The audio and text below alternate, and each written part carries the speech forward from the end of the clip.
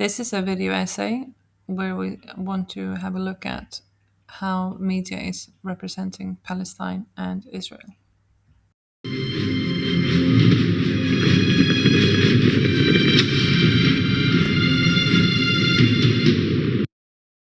2023.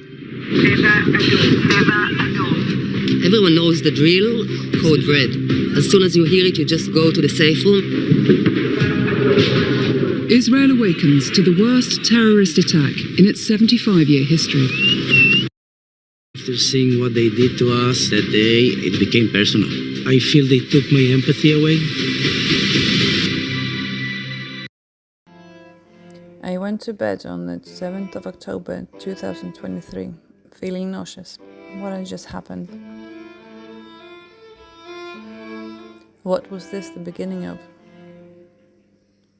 What would happen next? And then I spoke to a friend of mine who said, but they want their land back. What did they mean? Who wanted their land back? The news of the 7th of October was everywhere. Any news article, any news agent in the media, on any channel was reporting on what had happened.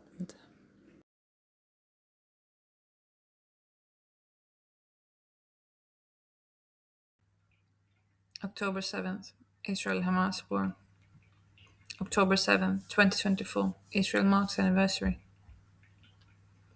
Israel marks 2 years of pain. Israelis today remembered the more than 1,000 who died in the Hamas attack, October 7th. What came next was the inevitable escalation. Israel declared war on Hamas on October 7th after the Palestinian militant group launched terror attacks throughout the nation. I followed the reports from the TV channels with horror. Western newspapers and news channels were very quick with reporting on what had happened on the 7th of October. Included never-before-seen footage from the October 7th attack, and it was taken from body cameras worn by Hamas militants. Hamas terrorists gunned down civilians in Israel. They didn't stand a chance. The Israeli government released this short clip of a much longer collection of images it's made of the carnage that unfolded here on the 7th of October. It needs the world to remember what triggered Israel's war with Hamas. We don't parade bodies on TikTok and on our social medias like our adversaries, but we felt it was important to show the international press what happened here, to understand the tragedy.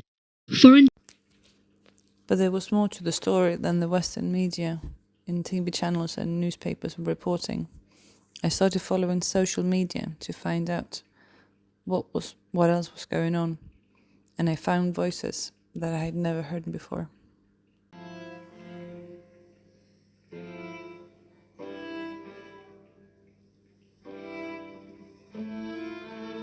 The press vests we're wearing right now mark us as a target. They do not protect us at all. But yes, because we are Palestinians, maybe if we were Ukrainians or of any other citizenship with blonde hair and blue eyes, the word with rage and... I found official voices within Israel standing up for the human rights of the Palestinian, calling this a genocide. The people of Gaza have been displaced, bombed, and starved, left completely stripped of their humanity and rights. They called their report our genocide. Voices were heard from the inside of Israel on social media, but it still didn't seem to be enough.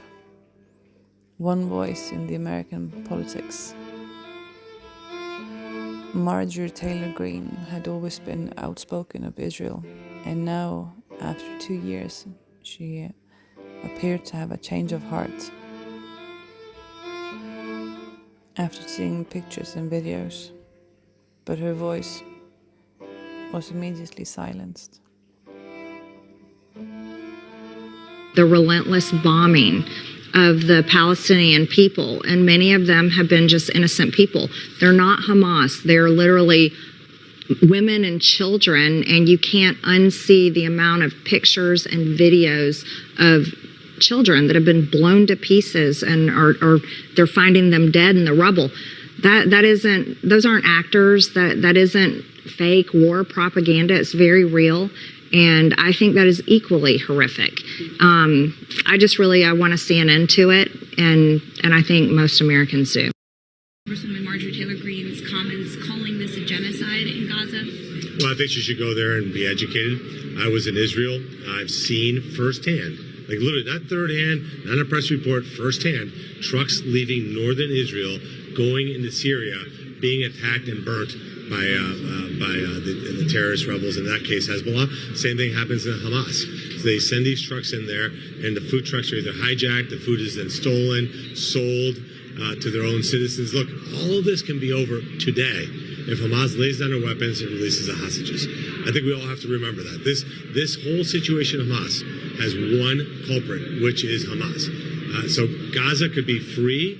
Gaza could be a thriving place. The hostages could be released, and the people there that are suffering because of Hamas, not because of Israel. There's no. At a time when voices are silenced, a poem comes to mind from Rifat Al-Arir, a professor of world literature and creative writing at the Islamic University of Gaza. If I must die, you must live, to tell my story, to sell my things, to buy a piece of cloth and some strings, make it white with a long tail, so that a child somewhere in Gaza, while looking heaven in the eye, awaiting his dad who left in a blaze, and bid no one farewell, not even to his flesh, not even to himself, sees the kite, my kite you made, flying up above, and thinks for a moment an angel is there, bringing back love. If I must die, let it bring hope. Let it be a story.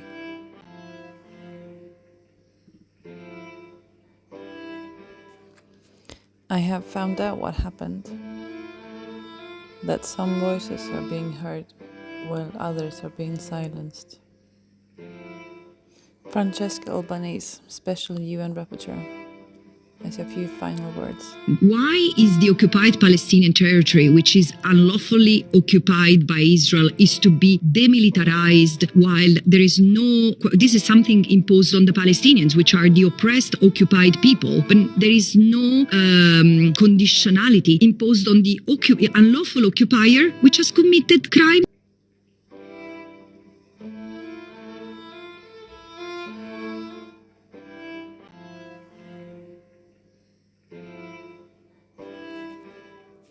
We must tell the story of humanity.